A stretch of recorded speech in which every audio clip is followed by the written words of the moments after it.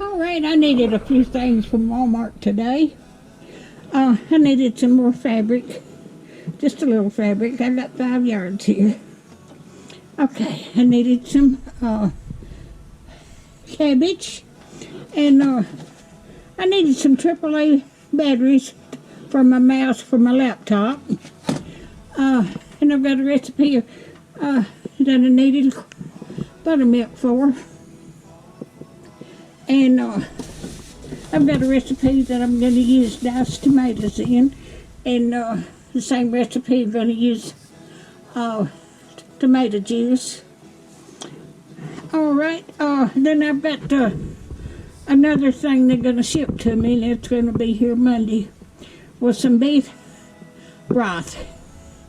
So that's my haul for today. It's a small one, but I needed a few things. So I hope y'all have a wonderful weekend. Today's Friday. I think today's Friday. Yeah.